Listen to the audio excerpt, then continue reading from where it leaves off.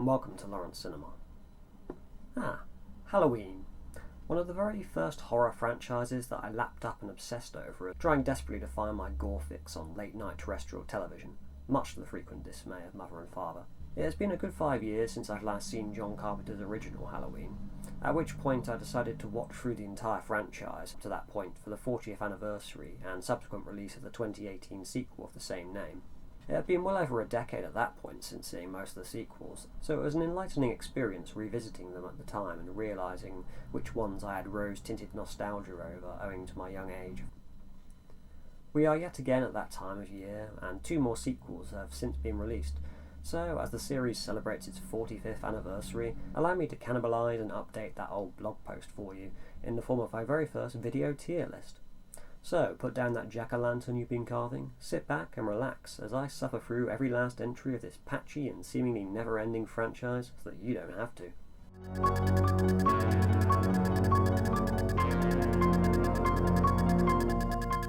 I revisited John Carpenter's 1978 original on Blu-ray for the first time made a world of difference in absorbing my full attention into its masterful details. The beautiful cold and subtle lighting present during the night and indoor scenes does a fantastic job of keeping the atmosphere on point between the kill scenes. The music may be often imitated and referenced, but that's just testament to how eerily effective it is at keeping the tension high. Donald Pleasence is of course brilliant and charismatic as Dr. Loomis, even if his lines do come across as contrived and hammy occasionally. And Jamie Lee Curtis delivers an empathetic performance to add to the viewer's investment. If it weren't for the artistry with how well this film is put together, then it could occasionally come across as, maybe a bit of a basic slasher film. But as it stands, it's very solid work and testament to John Carpenter's ability to take a simple premise and execute it magnificently. Whilst this still isn't quite my favourite of John Carpenter's flicks, it's damn near his most hypnotic in terms of pacing and atmosphere. I would say that this film is a 9 out of 10 in my books, so that means that it sits right in between the A and S tiers. For me, I will perhaps controversially put it as an A tier film. Halloween 2, 1981. This was the last of the original Halloween sequels that I had yet to watch back in the day, and it was constantly referred to as the best. The story takes place mere seconds after the original one ended, choppy recap and all, with Laurie Strode being rushed to the hospital and mad Dr. Loomis attempting to track Michael Myers down through the panicked streets of Haddonfield after the corpses from the last film are discovered. This time around it was noticeable that the film is commendable for at least trying to keep the atmospheric style of the original intact, with its use of handheld camera work and cold lighting. But unfortunately it manages to keep very little of the tension or nuance. Michael Myers starts to become just a typical slasher villain here, and thus loses a little of his mystique. Jamie Lee Curtis reprises her role, but does next to nothing as she's unconscious for most of it, and Donald Pleasence becomes kind of comical in his obsessive mad doctor routine. The music is also redone in a very peculiar and somehow even more dated manner. Some of the kills are pretty cool though, and the film makes fairly decent use of its hospital ward setting for the most part. This is also the film where they decide to shoehorn in the idea that Laurie Strode is Michael's long-lost sister, in an attempt to flesh out his psychopathic intentions towards killing all his family relations. A bit of a needless effort since it adds nothing to the original, but I've still seen far worse slasher films, most of this series included. I would give this a 2.5 or a 3 out of 5. Even though it's one of the better sequels in this series, I do feel it's a pretty D-tier film overall.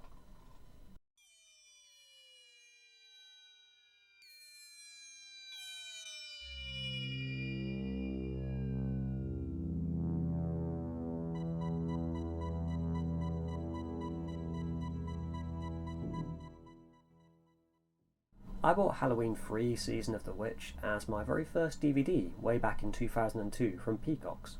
For any of you non-UK viewers out there, that's a pretty awful cheap clothing shop usually found in the dying Cornish high streets. Don't ask why they stock DVDs, it still puzzles me to this day.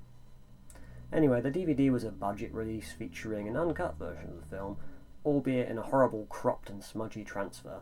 Not really the best advert for ditching one's videotapes at the turn of the century. Nevertheless, I was just happy to finally be seeing another Halloween film back in the day, as I usually had to wait until they came on TV. I remember at the time thinking that this one was a mess, and to the best of my knowledge I don't think I'd watched it again since 2002. This one is seen as the black sheep of the series, for not being about Michael Myers, or even being related to the rest of the series at all for that matter. The story is totally bonkers for this one. An evil Irishman steals a slab of Stonehenge to utilise its pagan magic in Halloween masks that will murder all children on Halloween night and turn the skies red with their sacrifice. The kills are suitably cheesy and over the top here too, with plenty of gross out stuff to satisfy horror nerds. Tom Atkins is quite an entertaining lead here as well. Yes, I mean it's void of any artistic intentions when compared to the original, and the story is somewhat undercooked, but it's the originality and charm of this one that counts for me. It's quite frankly a blast to watch from start to finish. I now really appreciate what John Carpenter and Deborah Hill were trying to do with the series here, by taking a stab at turning it into a collection of unique Halloween-themed horror tales instead of just rehashing the original babysitter-stalker routine again and again. But it was not to be. This is easily a 3 to 3.5 star film for me, based simply just on how entertaining it is. I'm going to go ahead and stick it in the C tier.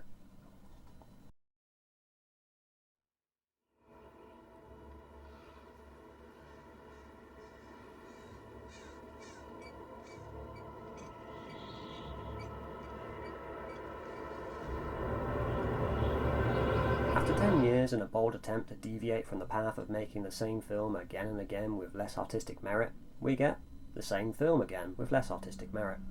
To Halloween 4's credit, I think it does start out fairly promising, with some nice eerie shots of a deserted Haddonfield during the opening credits, and Michael Myers donning an interesting face covered entirely in bandages look for the first act. Unfortunately, things go downhill pretty fast and it never really picks up. The plot revolves around Myers waking up from a 10-year coma to the news that he has an 8 or so year old niece, Jamie Lloyd, that he must immediately murder because reasons. Of course, being a fairly mainstream horror film in the 80s, that seems unlikely to actually happen, so he carves up a bunch of age-appropriate teenagers and police officers instead. The film's main problem is that it's very uninspired for the most part, and has no idea where the hell it's going. There are gaping plot holes and dumber than dumb character decisions that drag it down a bit further also. How many times do we have to see a character run up the stairs instead of out the ground floor door or window in these films? The final twist scene with Harris's character was an interesting, if still nonsensical addition that hinted at the possibility of changing up the formula for future installments. But, spoiler warning, they chickened out of that idea immediately.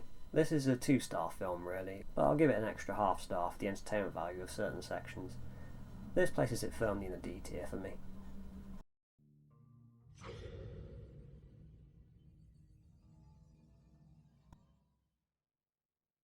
Halloween 5 was the first film I saw in the series. As such, it was the very first slasher film I watched. I did indeed love the film as a kid when I taped it late one Friday night on BBC One. For about a year or so after, I became mildly obsessed with it and watched it about a dozen times or so, until more of them came on TV anyway. I hadn't seen it in about 15 years prior to my 2018 binge of these films, and with much more seasoned eyes I can tell it's a pretty inept slasher flick that is clumsily written and rather haphazardly put together with boring deaths and a nonsensical cliffhanger ending. At times it's a mild improvement over 4 though. The shaft scene in the house in particular is a reasonably tense moment, and Donald Pleasant being hilarious to watch as he shouts and babbles his way through the poorly written lines. But on the whole it's a complete mess of jumbled ideas. Donald Pleasance and the young Danielle Harris acting her heart out are really the only thing this entry has going for it. But if memory serves me right, this wasn't the worst film in the franchise. I'd say that this one really does waver between E tier and F tier for me. The vague aura of kid-like nostalgia in the unhinged Pleasance performance though means that it gets a bump up to the E tier.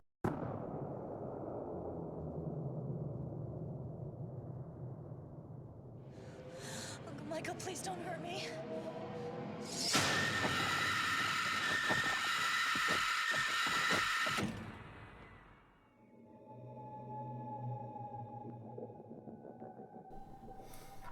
Oh my. Just when you thought the story couldn't get any sillier. The plot tried to follow on from Halloween 5's bizarre ending and explores the origins of Michael Myers the only way that seemed right. Naturally by turning his whole supernatural murderous mythos into a Celtic conspiracy.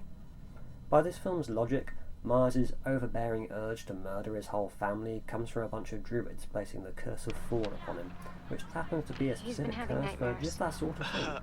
Being the first film made in the 90s once Dimension Films had acquired the rights to the series, there were some utterly bizarre production and editing decisions that were forced upon the theatrical release of it by Harvey Weinstein and co. to appeal to the MTV generation. These decisions include cheesy guitar music, flashing knife stabs and screaming sounds inserted for absolutely no reason when cutting between scenes, and an unholy amount of people standing around explaining the plot in soap opera style manner. The style of the film is also all over the place, starting with a cruel and nihilistic way to wrap up the Jamie Lloyd storyline. Now, I'm aware that there's a producer's cut that somewhat fixes some of the weird editing choices here, but I can't imagine that it really transforms the film that much. Maybe I'll watch it at some point to confirm that fact. Anyway, if it wasn't for some of the unintentional hilarity to be witnessed from the MTV-isms and the many drinking games that you probably could invent from them, and the sheer mind-boggling spectacle of the ludicrous final act, then this would undoubtedly be the most intolerably awful one in the series. But as it is, it's a bizarrely watchable train wreck that I do heartily recommend to fans of so bad it's good cinema.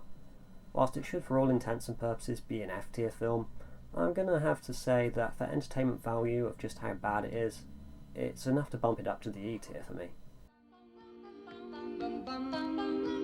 When you get the story tied up in as many nonsensical knots as the last two entries managed, then the only way forward is to get creative. Halloween H20 might be one of the very first films to popularise the idea of the reboot, or the alternative timeline sequel. A surefire way to add more steam to your tired murderous horror franchise indeed. This one decides to opt for the idea of ignoring everything after Halloween 2, in order to bring Jamie Lee Curtis back into the fold and provide a more back-to-basics follow-up 2 decades on. Of course, coming after Scream, it's got that attempted, knowingly sassy, satirical thing going on as it tries to poke fun at its own formula. So much so that one of the characters is seen watching Scream in one scene, which is actually kind of bizarre because kids in Scream are actually watching Halloween in that film. Try to wrap your head around that one making any kind of sense. It also definitely suffers from being too referential at the expense of some of its more original ideas. For the most part, however, it's actually still a rather enjoyable, if silly, sequel that I did enjoy revisiting. Jamie Lee Curtis is pretty great here, and her confrontational scenes with her psychotic brother in the film's second half are satisfying to watch in their physicality. It's functional and fun for what it is, but it's just a touch frustrating because if it had a bit more care and attention paid to its narrative shortcomings, like its generic plotting, and removed some of the half-dozen or so fake jump scares, then Halloween H20 could have actually been a great sequel instead of merely being an okay one. This is a 2.5-star film for me, placing it squarely in the D tier. The ending, though, is nearly enough to make me want to bump it up to the C tier, as it's easily one of the most satisfying endings in the whole series, maybe even more so than the first film's ending.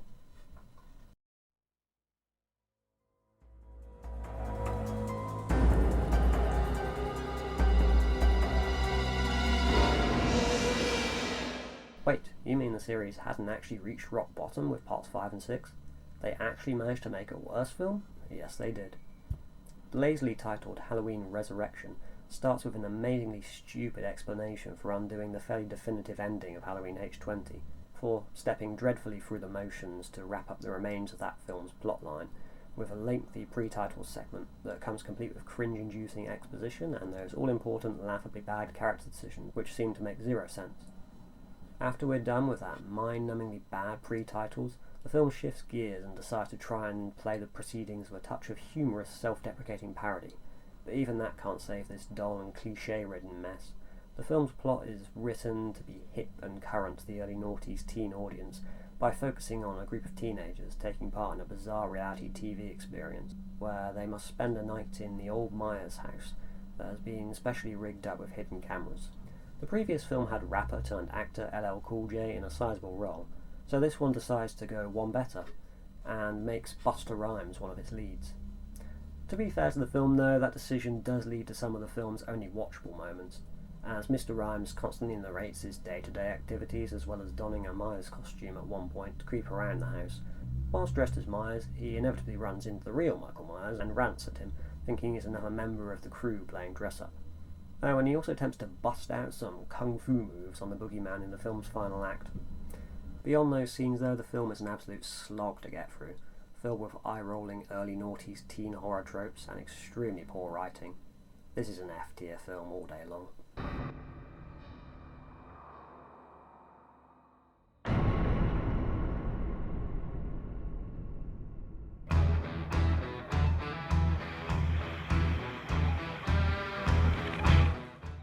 After After a 5-year break following the critical and financial failure of Halloween Resurrection, it's back to the drawing board again.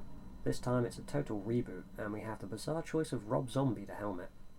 Now, I did kind of like The Devil's Rejects as a teenager, but in recent years I would say that Rob Zombie's style of filmmaking is not something that I particularly enjoy. I do quite like what has been attempted here with the decision to flesh out some of the backstory to humanise Michael Myers' psychopathy as a kid and show his slow withdrawal during his 15 years of incarceration.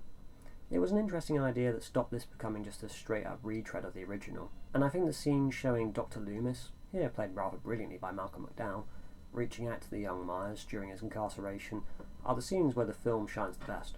Unfortunately, as a whole, it's a very mixed bag, and right from the opening scene we get the zombie trademark of redneck characters uttering obscene lines in the form of Myers' dysfunctional family. Now, the film does have a few more positives during its second half though, including a genuinely impressive portrayal of adult Myers as a hulking giant of a man who is actually believably threatening for the first time since the original film. The second half sticks fairly close to the original film, with the body count upped and far more brutal kill scenes, but almost all the tension unfortunately stripped away. Overall, it's an admirable attempt at something different that is unfortunately at odds with the director's chaotic and mean-spirited style. I'd like to be generous and give this film a D tier spot for what it does do right, but honestly, as a whole, it's a bit of a hot mess. E tier.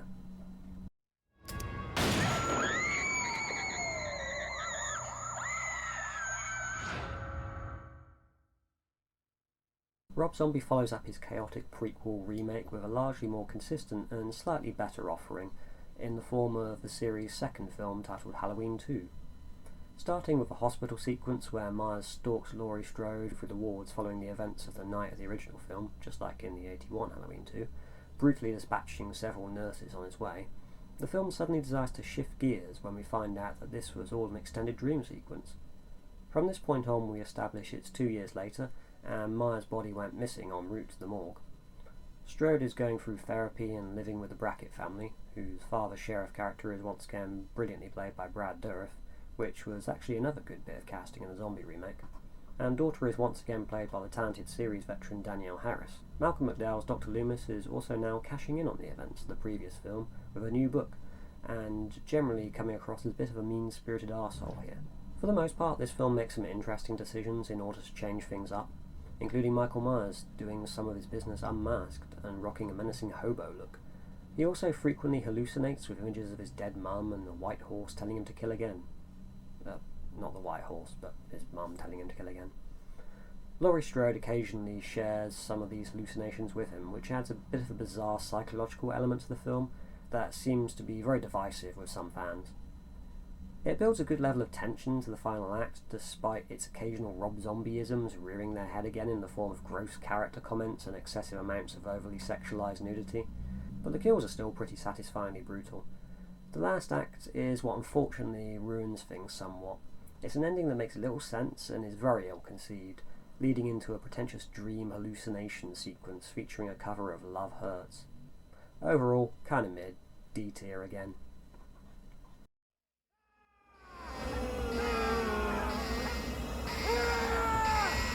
Say something! After 40 years, several middling to bad sequels, an unsuccessful attempt to restart the series which seems to have stopped it dead for 9 years, Myers is back for his 40th anniversary party. Story-wise, there's not really a whole lot of tremendously new ground broken here, but I would class that as a positive since it executes its promise of a simple premise effortlessly well by making the wise decision to retcon everything since 1978, framing Halloween 2018 as a direct sequel to the original. Michael Myers is no longer Laurie Strode's long-lost brother and has been back at Smith's Grove Sanitarium for the past 4 decades since his 78 killing spree. A couple of investigative journalists have popped by the day before he gets transferred to try and provoke a sponsor at the mute psychopath by holding his old mask up to him. Cue nostalgic music and opening credits set to a time-lapse of a rotting pumpkin coming back to life. Ah, symbolism. It's a decent opening act that sets up most of what you need to know, with as little blatant exposition as possible. In fact, the only exposition in the film is really delivered through those journalists in the first act, and it's contextualised as part of their research, so I'll let that slide. Laurie Strode is now a recluse living in a heavily fortified farmhouse and suffering from PTSD. She also has a slightly distanced daughter who suffers as a result of Laurie's neuroses ruining her childhood, and a young teenage granddaughter who looks up to her grandmother. This adds a great family dynamic to the drama, which is explored fairly well as the three generations of stroke women contrast brilliantly off each other. Of course, there is a bunch of fairly annoying teenage characters here too, but to be fair to the film, they do act fairly on point, as teenagers can be very annoying. There are a few scenes that don't quite gel with the rest of the film, including a couple of oh-so-convenient plot devices and some weak attempts at humorous dialogue. Oh, man. I got peanut butter on my penis. Ew, But those Dad. moments don't halt this impressively well-oiled machine for too long. The atmosphere created through the fluid camera work, magnificent ambient soundtrack composed by John Carpenter and Son, and the brutally nihilistic slayings are pretty brilliant. Previous Halloween sequels have failed to display Myers' kills in such a cold and harrowing manner before. Right from the first on-screen murder in this film, you get a sense that there's really no morality here in this portrayal. Tight, taut, bloody and full of passion, this is a 40th anniversary treat that the fans deserve, with a satisfying ending to finally lay the franchise to rest. A very solid B tier for sure. I'm coming for you, Michael. Wait, that's not the end. I guess just like the way Halloween 5 undermined the ending of 4 and 8 undermined the ending of 7, Halloween Kills steps into the fold, taking place seconds after the previous entry, and just takes a massive shit on it. There's not a tremendous amount to say about this other than, in a nutshell, Halloween Kills is a badly written, tensionless, overacted, and entirely pointless retread, filled with terrible, terrible dialogue, cliche after cliche, boring characters, predictable deaths. It makes bad jokes in some areas and takes itself far too seriously in others. It's also completely unoriginal and formulaic in structure, seemingly just for the sake of shoehorned in references to past entries in this now bloated series. Jamie Lee Curtis in particular is given some truly awful monologues here that are intended to be deep and observational, but are really just nonsensical, unrealistic and stupid sounding. And then there's the repetitive chants of evil dies tonight by seemingly every fucking member of the cast, which quickly becomes very embarrassing. It's just dull, flashy, dull nonsense, and whilst I'm aware it's not as objectively bad as, say, parts 5, 6 or 8, it's just so flat out boring that I feel obligated to put it in the F tier, purely for the sin of undoing a good ending from the prior film and having a really shit ending itself.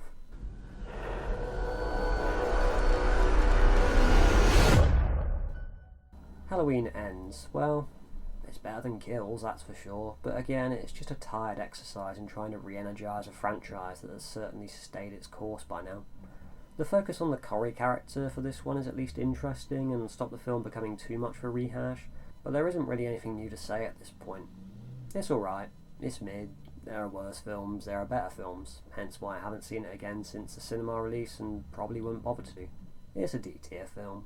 There's numerous times when this series should have been laid to rest, but it's so painfully obvious that the last two entries exist purely to squeeze out more dollars out of the brand. And you could almost guarantee we'll probably see another one by the time it gets to its 50th anniversary. So, there you have it.